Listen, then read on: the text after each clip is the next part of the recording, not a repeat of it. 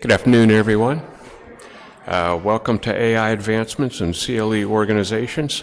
I'm Roger Siebert. I'm a member of the planning committee for this meeting, and it's my pleasure to introduce Craig Harris. Craig is a research and development engineer at CE 21, where he designs new systems for continuing education providers. He earned his bachelor's degree in computer science from Brigham Young University, and he explores how emerging technologies like machine learning and artificial intelligence can enhance continuing education providers' workflows and learner experiences. Please join me in welcoming Craig.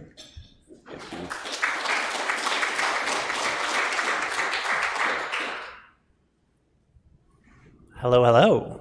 Please feel free to let me know if I'm too loud or too quiet. It's impossible to tell from up here. Glad to see you all. Glad to hear you all talking beforehand. We've got some energy. And this, the last of the sessions. We made it.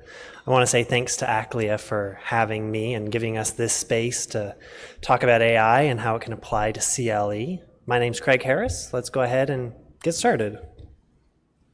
There we go. I'll start off with a brief outline so you can know what you're getting into and if you'd rather be somewhere else, but I think you want to be here.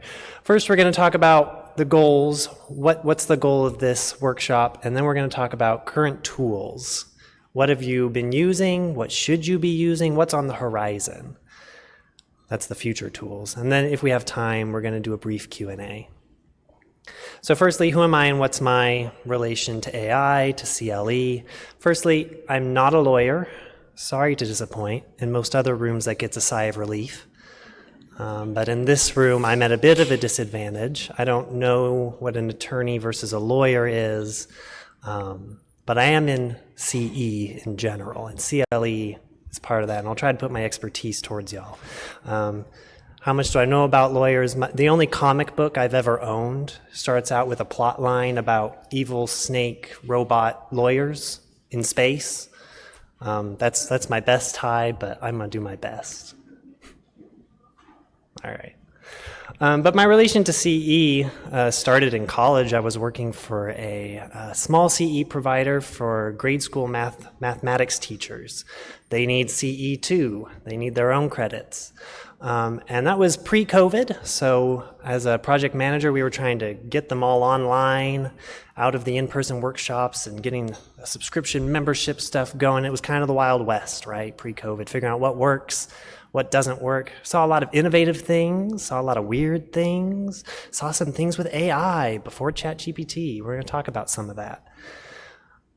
I already said that part. Nowadays, I'm an R&D engineer at CE 21. CE 21 is a LMS, AMS, events thing. You all do CE. You use software to manage it. We're a software provider for managing your CE organization. I'm not selling it today, but that is where I'm coming from, and that's my perspective into CE broadly. So my goal for this is to help you advocate for better CE management software, okay? To see what are the tools that are available, especially in this new advent of AI, and what is it that you can start asking for, what can you start using and looking for in other products as you shop around to say, that would be extremely useful for our workflow, and that would be extremely useful for our customers, our clients. Okay, so that's my goal for this. My relation to AI, I got a BS in computer science. I am a techie guy. I do code all day, every day in a room and never talk to anyone, so it's nice to see some human faces. And I do R&D engineer at work, but also at play. I play with these AI systems till too late in the evening, and my wife doesn't like it. If you ever want to chat and talk about different technology and where it's headed, I'm your guy. But who are you if you're in here? What are your questions? I'm thinking you're wondering, you've got people maybe above you, maybe your customers, they're saying, you should be using AI, right? And you go, what does that mean, right? And how does that apply to CLE? And what even is appropriate for you as a CE provider to use AI for? Part of that, we're going to talk about how does it impact your brand as a CE provider? Because there are people asking for it, right? We want more AI stuff. And you might have other people asking you, please don't. So we're going to talk about that a little bit. How does using AI in your workflows affect your brand as a CLE provider in your own firm. And we're going to talk about specific pain points that can be addressed. These are new things. These are things that AI can do that we didn't have the option to do before. And I'm hoping this will be a little bit refreshing. I know there have been lots of AI sessions this week. We're going to talk about some new things that are coming out, things that maybe you haven't poked your hand in before, both for you and for your customers. We're going to be talking for you managing your organization and new things that you can give your clientele to make their experience better. All right, first we're going to talk about your brand. It's not going to be the whole time. It might sound a little doom and gloom for a second, but we're going to talk about how using AI for content creation can affect your brand. Your guiding North Star here is this phrase: the AI must not replace the subject expert. Okay, y'all are CLE, continuing lawyer education. Education is very important because in order for you to provide the education, you have to know more than your students. Right? You have to be the expert in your field of law, okay? And the AI can't replace it. So in this, you can't have an AI presentation without a screenshot of ChatGPT. I just asked it, hey, can you pretend to be a CE provider for lawyers? I want you to tell me about the importance of CLE and really give me the sell, you know? And of course, we all know it does a decent job. It makes up some nice copy. You could put this on your front page to convince people you need CLE. And if you're in this room, you've probably dealt with AI a little bit. You've poked around. You can probably recognize the little telltales. Yep, this is an AI response. You see the M dashes. And isn't that interesting? It decided that 70% of malpractice claims trace back to errors in substantive law or procedure. Is that true? I don't know. I'm not a CLE provider. Maybe. And my customer coming to my webpage is also going to go, is that true? I don't know. And they really don't know because they're starting to recognize you didn't write this. You the expert. Something that we all now have access to wrote it. So if it's replacing you as the subject expert, they now have the question in their mind about everything they see that you do, your entire brand. Is this coming from the subject expert? Or is this coming from something that I have access to myself and maybe I don't need to spend my time here? Okay, that needs to be in the back of your mind every time you decide to replace part of your workflow with AI. So we're going to do a nice fun little game called How to Look Like a Scam. Again, this is just the first part of the presentation, but I do think it's important to talk about. You need to be aware that these days, people can generate full-on courses. Okay, it is not hard. It's actually free. This is a Google product that is free with normal Google accounts. And what I did is I went to the Uncyclopedia. It's like Wikipedia, but even worse. And I took the whole article for Switzerland, and it gave me a, 7-minute long CE course on everything you need to know about Switzerland. So you could see this tool and say, oh, how marvelous. I wrote, the book on this part of law, this bit of law that I'm like copyright law. That's what I do. I wrote the book on it. And I'll take chapter 10 and we'll make a course about chapter 10 and we'll put it into the AI and it'll save me so much work. It gives a full presentation. It's fully voiced. It sounds professional and convincing, and it'll save you money. It might, but anyone can do it. And your customers know anyone can do it. And they don't know, is this really good chapter from your book? Or did someone just copy the Wikipedia article? It really affects your brand. And nowadays, you look like a scam. Little lower down on the tier. Okay, I think we're aware you can have an AI avatar, you can have an AI voiceover, and people are going to look at that and go, But if you start getting lower down on the tier, people come to me, Craig, have you heard this amazing thing? I can take this course that I made of my own, blood, sweat, and tears. I poured my soul into it, and it's the best expert advice there is. And I took the transcript from it, right? And I fed it into ChatGPT or the specialized tool just for it, and it produced a quiz, an evaluation that everyone has to take before they can get their certificate, their credit, right? Saves me so much time. I have so many courses that I have to build these quizzes for. We do like 20 a week. Sounds like a great deal.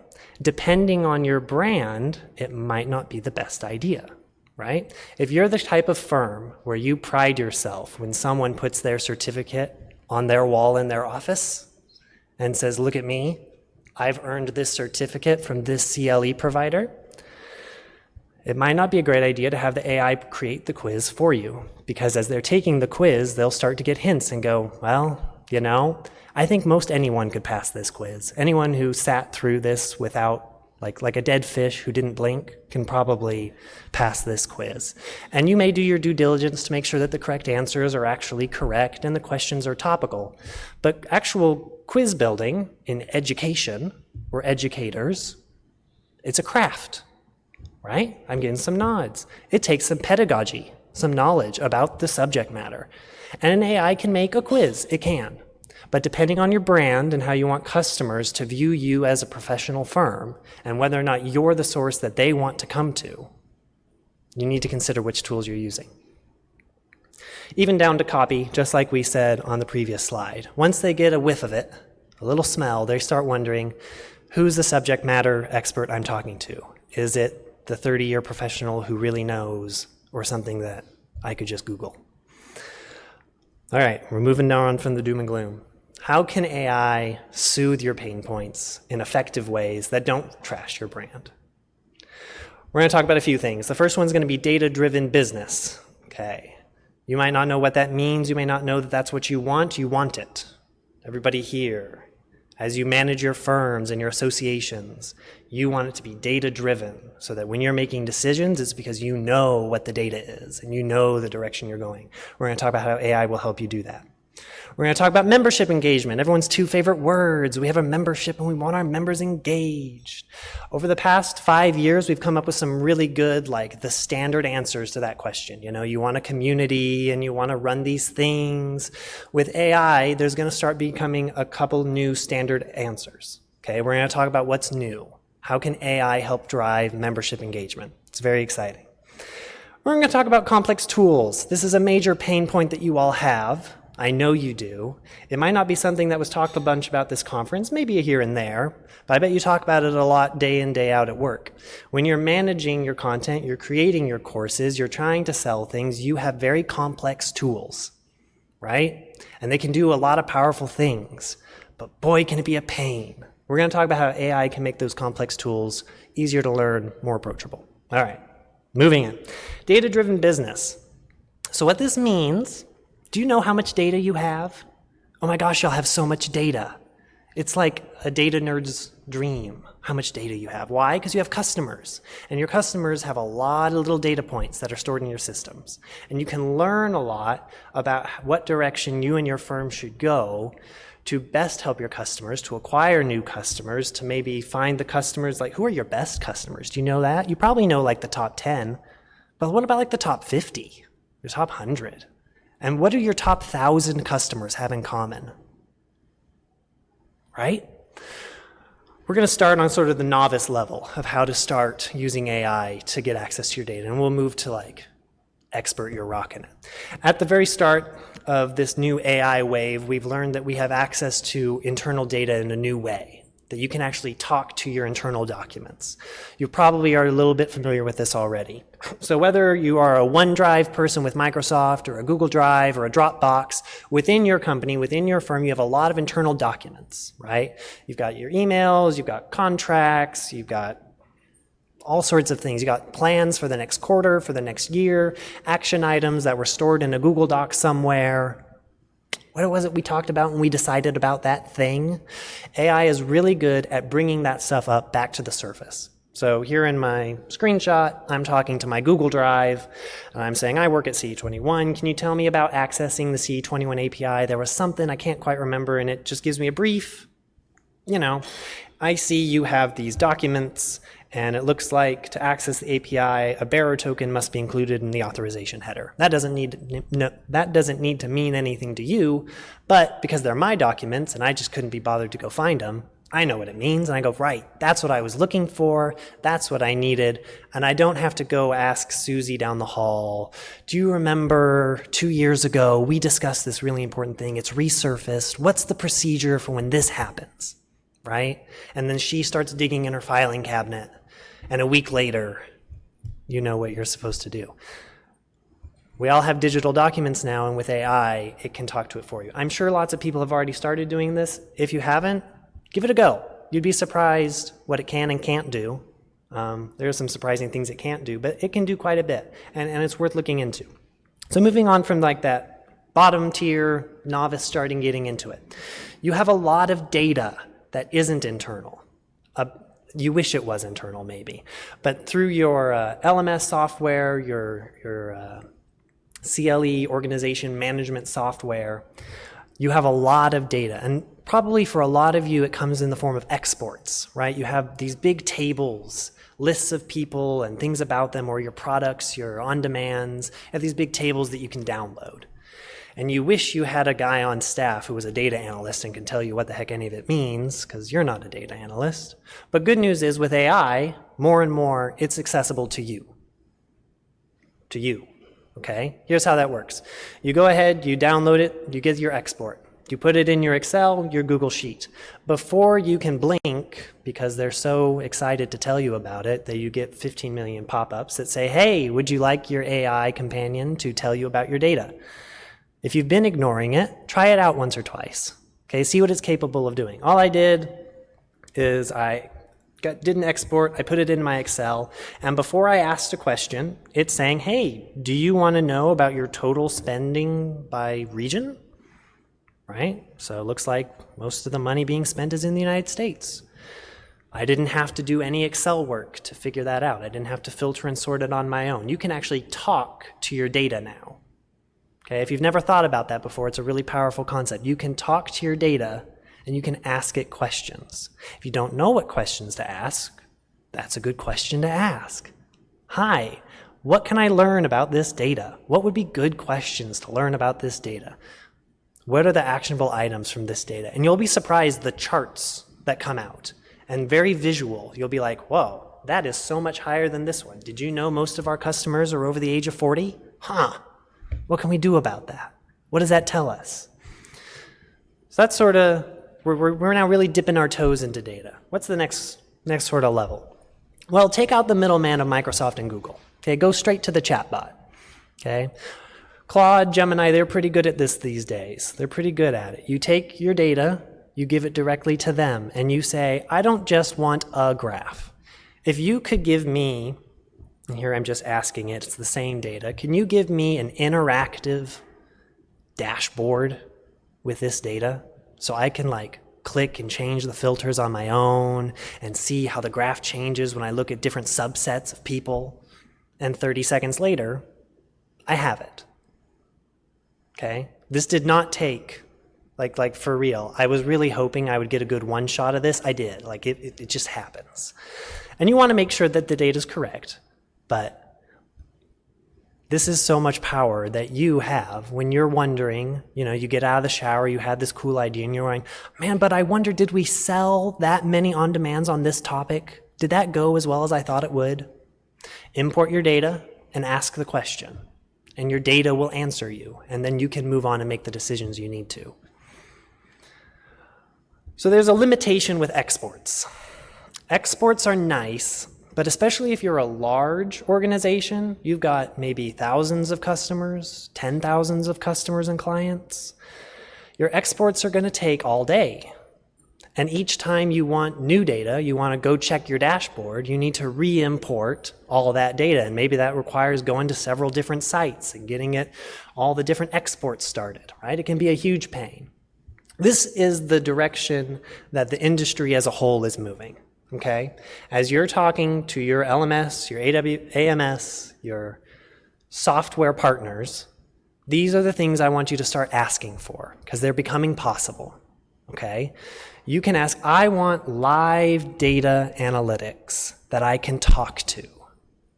All right, so there are already fantastic data solutions out there. Maybe you've heard of Power BI, maybe you've heard of ThoughtSpot. For a long time, this was something that only data analysts really had access to. It was expensive, and you had to really know what you were doing to get your data to appear in the nice visuals, right? But these days, those same companies, they've learned we can bring AI into the mix, and you can ask the AI. I hope you've been looking at the visual. I want to know this. And it says, oh, I'll just like pre-fill even for you. These are the things you can ask about. And there it is for you. I'm sure many of you have experienced when you ask your software management people, hey, we really need this report in. Like, we've been doing this manually all year, and it needs to be done by December. Could you just please pull out of the database the info we need so we can get this report in? We're moving to a point where you can advocate for direct access to your data. Okay? And then you can ask specifically, just all in browser, I need this data. It'll pop up, and if you need to then download it from there, you can. So I'm going to let that kind of sit in, because that is new and upcoming and powerful. That's like for your marketing team, that's powerful. For your content creation team, that's powerful. When you're trying to decide what direction do we move in next year, you don't have to put someone's job on hold for 3 weeks so they can go find all the data, right? Maybe a day. Okay. Feel free to write down questions when we get to the Q&A. Let's talk about membership engagement. We all love membership engagement. Having and operating a membership is fantastic. If you don't have a membership, look into it. There's a lot of great, I got some chuckles. There's a lot of great opportunities to having people really engage with your platform, not just as a, I'm here and I'm going to buy one thing, but I'm here and this is where my community is. Okay, that's the feeling we want to create. Something that is pretty new because of AI, it wasn't possible before, a new availability to engage your members is the idea of a searchable audio-video library, okay? You already have catalogs of lots of video courses. That's not exactly what I'm talking about. We're going to leverage that in a new way to get members excited to come to your site more often, to ask their questions, and to receive answers. What does that look like? This is from Membership.io. These are the crazy people that I found early on in CE. They're way ahead of their time with AI stuff. If you want to see what the weird new things are, go check out Membership.io. You give them your videos, your courses, your on-demands, your webinars, and they'll transcribe it all for you, and they'll make it searchable. What exactly does that mean to make it searchable? Okay, I type in the question. I need to know about dog bite law. I've got a client who has been bit by a dog, and I need to represent them in court. I don't know how CLE works. Again, I'm so sorry. But your customer comes to your website. They type in their question that they have about dog bite law, and it searches all of your courses, and it comes up to the very second in the video where dog bite law was discussed and their question was answered. Okay? They're not going to go to categories, animal law, and then try to like, where on earth would it have talked about dogs? They put dog in the search bar. It's not in there. But actually on this different thing that was kind of about an adjacent topic, it was just brought up, dog bite law, their specific question. It happened to have been directly addressed. It's now searchable via AI, and they can find their answer directly. There are different ways that you might want to give access to this to your members. Maybe it's, the platinum tier, you pay us $1 million a month and we'll give you full access to all the CLE we've ever produced and you can search through the whole catalog. Maybe you want to use it to generate sales, right? They put in the question and it pulls up just a short paragraph answer, just enough to make them like, that's it's an okay answer. But then it says, here are 5 products that we offer that answer it more clearly with proof of the timestamps. At these timestamps, for 4 minutes in this 30-minute thing, they talk specifically about what you were asking for. And then that generates sales. They say, yeah, I'll get that for $100. Of course, that answers exactly what I'm looking for. This is a great way to get members to come back again and again to say, this is where I go when I have questions, because they have this amazing library. There's an amazing library of so much expert knowledge. Notice the AI isn't the expert here. Okay, I don't quite like how Membership.io does it. They have the person's face there. It's not a person. This is they're just shuttling you on to the content. Here's the content we found for you that answers what you're looking for. Okay, that's the searchable audio video. Another one. Sure. So that searchable feature Uh-huh. is a separate program. So if you can integrate that into your existing platform, I guess. Yes. So up here I have membership.io. I also have Betty. Those are, membership.io is the weird one. Not many people know about it, so I like telling people about it. Betty's pretty, they've got a big customer base, and they're very professional about it. They can handle your internal documents and also your external things, and you can plug it into your site, right? It becomes part of it. And more people are learning from the sort of membership.io people that it can be just native in your site, right? Like you're in your LMS, and you just say, yep, this product, I want it to be part of the library, right? That kind of thing. I'm gonna take a question, but again, Q&A's later. Quick question. When you're looking for the dogfight law, can you build personas like dogfight law references for the most recent 5 years rather than just searching the entire database? Right. So it's going to definitely depend on who it is you're partnered with and how they do it, but that's entirely possible. That's what I'll say. All right. Again, there's a Q&A later. I invite you to write down your questions. Members like you, think kind of LinkedIn. These are people you might know. These are people you might want to connect with. When you have a membership, a lot of people are coming there to network. Okay? That's why you have a community. That's why you have forums. They come because they know that this is a place where professionals like them engage, right? And because we have this searchable audio video, do you know what we know about your customers? Do you know what new data we've acquired? All of their questions. Okay, you have to start thinking like a evil Facebook here just a little bit. We now know all of their questions, which means we know who has similar questions. Who's just like you that's also really interested in dog bite law for some reason, right? And this can all be done automatically, right? It's not that I'm going into the software and I'm looking at similar people and I'm going to send them an email and yada yada. No, it's I logged into my membership portal and there's a little thing in the top right that says, hey, these are members who are just like you. Look at their little title, they work at this company, yada yada. Do you want to send them direct message?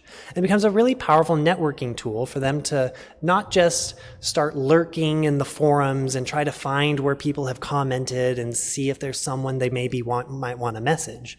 But actually, this person has engaged with very similar products to you. They've asked very similar questions to you. They've made very similar posts in other forums.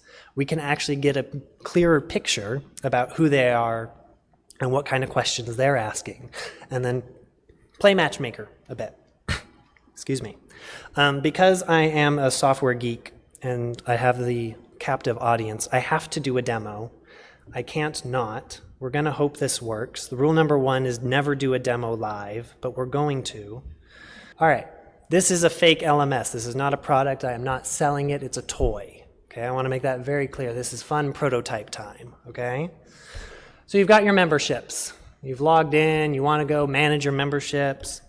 You want to learn about your memberships. This is a little bit about data-driven. This is a little bit about how knowing things about your members can help. This is old school AI. This isn't even using LLMs, but this is old school AI that you should all be asking for. We know stuff about your members, and we can group them together. Different kinds of people doing different things. Nice color-coded groups of people. And you can say, isn't that interesting?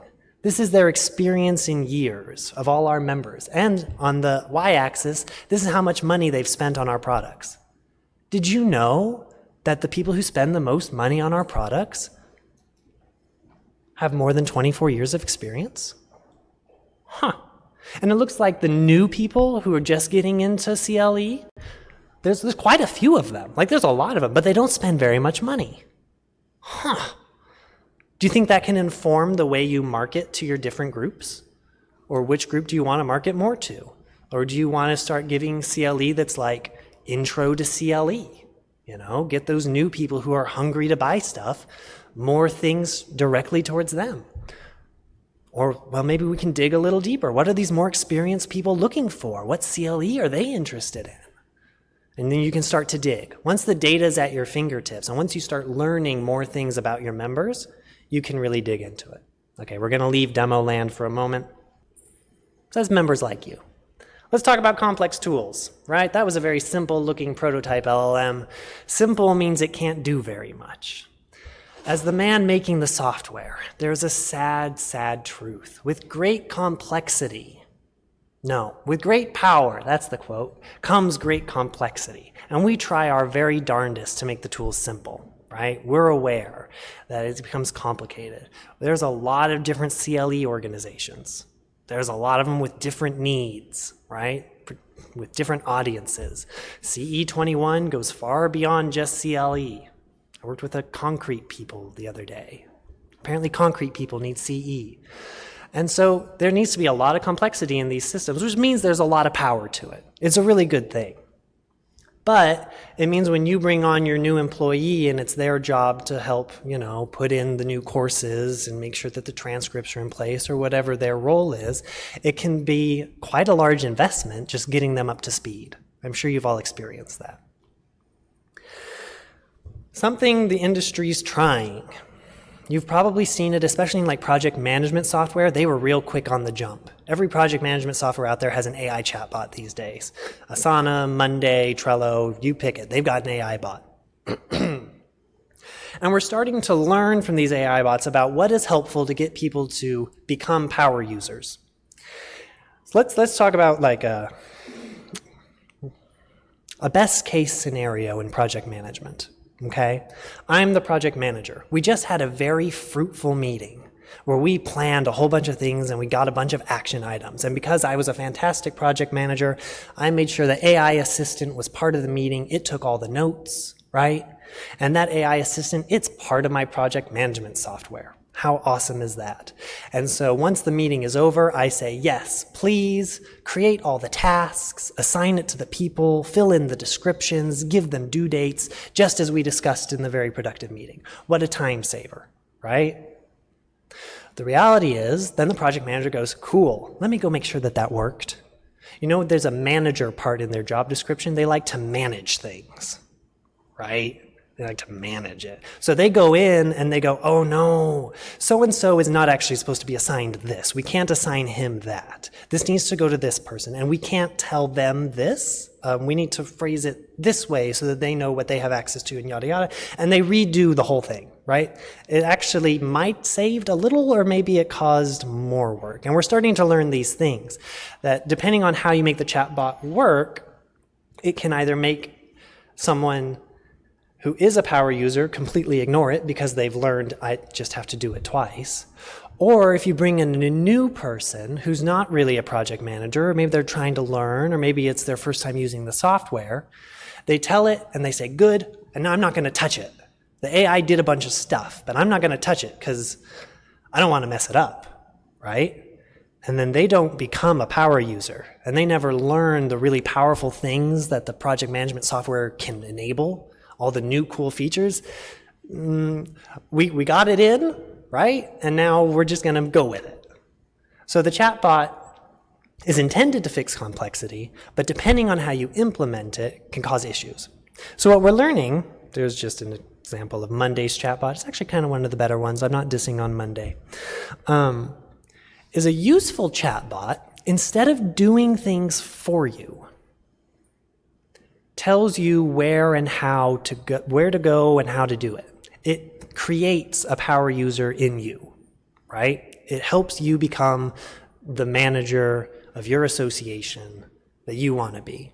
So that next time when someone calls you and says, hey, the on-demand isn't available anymore, what happened? You don't go, I don't know. Can someone go find someone who knows how this software works so we can figure out, it wasn't supposed to expire, but it must have. We can't figure it out. Do we need to call support and ask them? Is it broken? We want to create power users in you, and the AI chatbot should enable that instead of take over and leave you feeling powerless over your own software, which means we get to do demo time.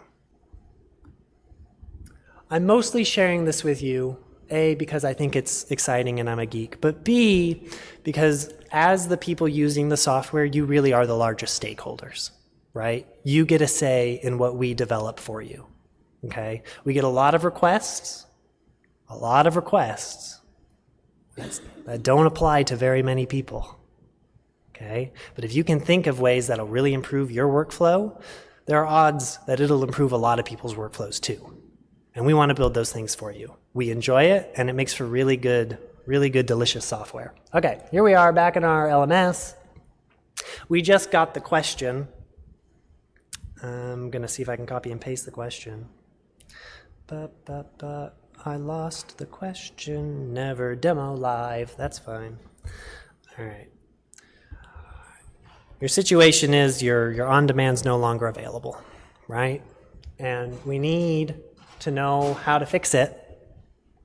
We're just going to ask, hey, Mr. Helpful Chatbot, you fix it, right? That's probably what they're going to say. They're going to say, we never type live either.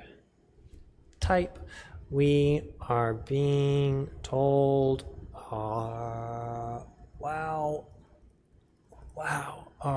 being told our on-demand isn't for purchase. Please fix, right? A better AI chatbot is going to teach you where to go to look, how to figure it out, what to do. And it's going to be aware, where are you on the page? What are you probably confused about already? Where is it you need to go? And it'll just point out, hey, look over here. Look over here. You might not even need to read the whole explanation, but the explanation's also really good. Look, I found a couple of things that are unpublished for these reasons. Which one are you talking about? And it'll guide you through the whole process. Like there's this one, it's currently set to unpublished because its published date isn't until March. If you want it to be available now, you're going to need to adjust it. But let's go look. It's telling me I'm brand new to the LMS. I don't know how things work. We'll click over here. And then I'm going to say, what now, chatbot? I can't find it. Maybe we'll say, well, it should be this one. Actually, I want this one. Is it this one I want? Who cares? We'll go with this one. And you should be able to ask it, please fix. And it's going to ignore you. It's going to say, no, I'm not going to fix it for you. You're a big boy. You're a big girl, right? You're going to become a power user, right? You're going to become the best employee ever who really knows the system, the ins and outs of it. And it's going to say, see, I'm going to teach you. You need to change this here because this is how this works. I hope this is helpful. I really do. All right. Y'all have been fantastic. I'm going to move back over to the presentation, but we have made it to the Q&A. And if I can find the mouse.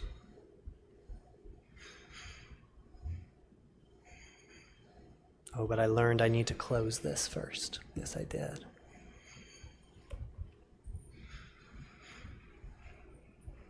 So what are our thoughts? What are we wishing was available in AI that we now think might be possible?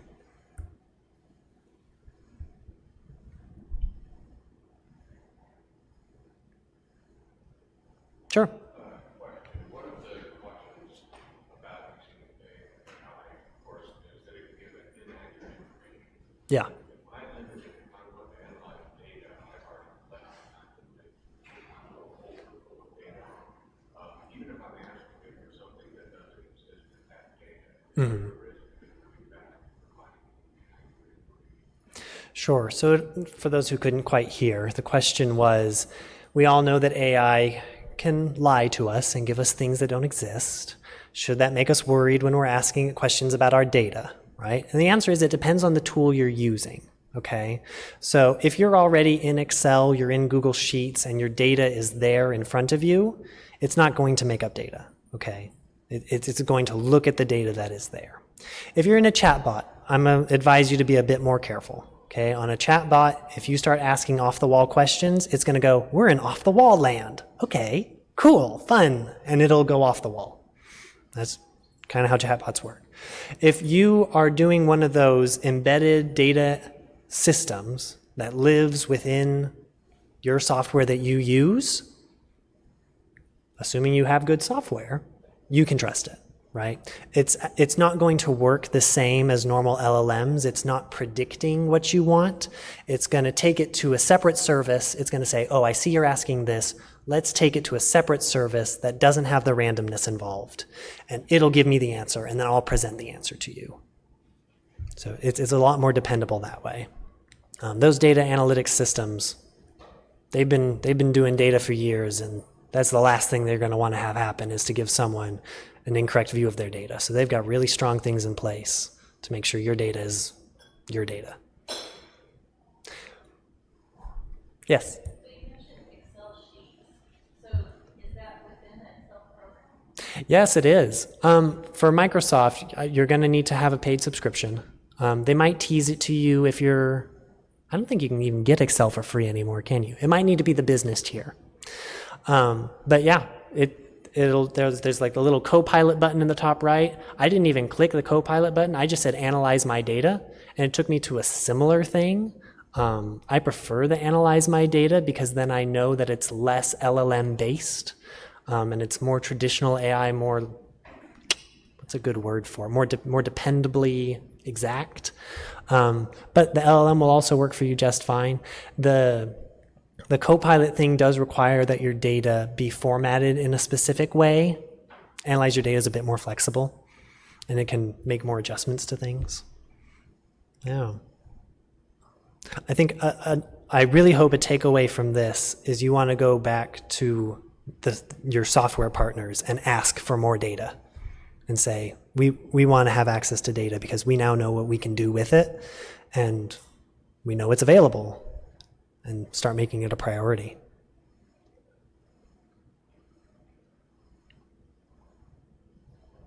Yeah. Just a question. So the membership IO has got my wheels spinning. Have you seen these kind of built out communities with content in the field? And I'm wondering like what privacy concerns. Like I told my speakers that your content's going to live in perpetuity. Yeah. People can search your every word. Yeah. And they consent to that. And similarly, would members in that community do the same? Yeah. So the truth of the matter is these kinds of membership offerings are normally these days among much smaller companies where there's like one speaker who's the face of the company and they're selling their products. And they're much more comfortable with that kind of idea, obviously, because they're the one paying for it. And they're like, yeah, this is what I want my members to have access to me all the time. It's starting to be more mature, right? Where we're not going to put your face in front of them. And it's really going to be something, if you're managing a group of speakers, that is part of the contract. You know, they need to be aware and be able to say, no, I don't want you to have this in perpetuity. I want it to be gone from the database at a certain point. Or, yes, yeah, put me in your thing and put me in front of more people. You know, maybe your customers normally shop based off who the speaker is, but this is a great way to get new speakers in front of them to show their content. There's lots of options, right? There's lots of different ways to approach it. That's a really good question. And it's something I'm quick to push back on when people are like, I want a chatbot of myself. Well, do you want it to be you? I don't think you want it to be you, but maybe you want it to help bring people to you, right?